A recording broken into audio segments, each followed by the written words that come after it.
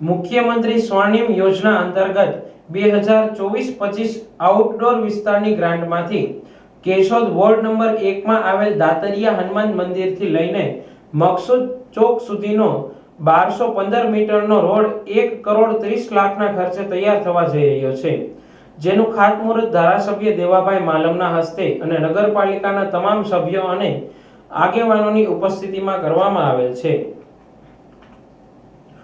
ઘણા લાંબા સમયથી લોકોની માંગણી હતી કે આ ગાડીમાં પણ સારો રોડ બને, આથી આ રોડનું કામ ચાલુ કરવામાં આવ્યું છે।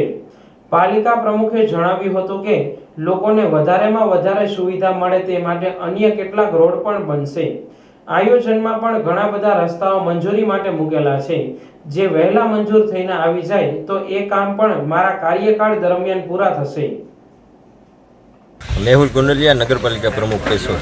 આજરોજ મુખ્યમંત્રી સ્વર્ણિમ યોજના અંતર્ગત 2024-25 આઉટડોર વિસ્તારની ગ્રાન્ટમાંથી કેશોદ વોર્ડ નંબર 1 ખાતે દાતરિયાની મંદિરથી લઈને મકસૂદ ચોક સુધીના રોડનું ખાતમુહૂર્ત માનનીય ધારાસભ્ય શ્રી, નગરપાલિકાના તમામ સદસ્યો તથા સૌ આગેવાનોની હાજરીમાં આજરોજ કરવામાં આવેલું છે। ઘણા સમયથી લોકોની માંગણી હતી કે આ ગાડીમાં પણ સારો રોડ બને અને ટૂંક જ સમયમાં રોડનું કામ આજથી ચાલુ કરવામાં આવ્યું છે। ટૂંક જ સમયમાં લોકોને વધારે સુવિધા મળશે। મેહુલભાઈ, આપના કાર્યકાળ દરમિયાન અન્ય કેટલા રોડ બનશે?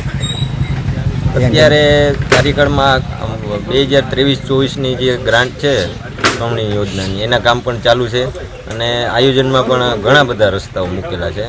અંદાજે 15 કરોડના રસ્તાઓ આયોજનમાં છે। જો વહેલા વહેલી તકે મંજૂર થઈને આવી જાય તો એ કામ પણ મારા કાર્યકાળમાં જ પૂરા થશે।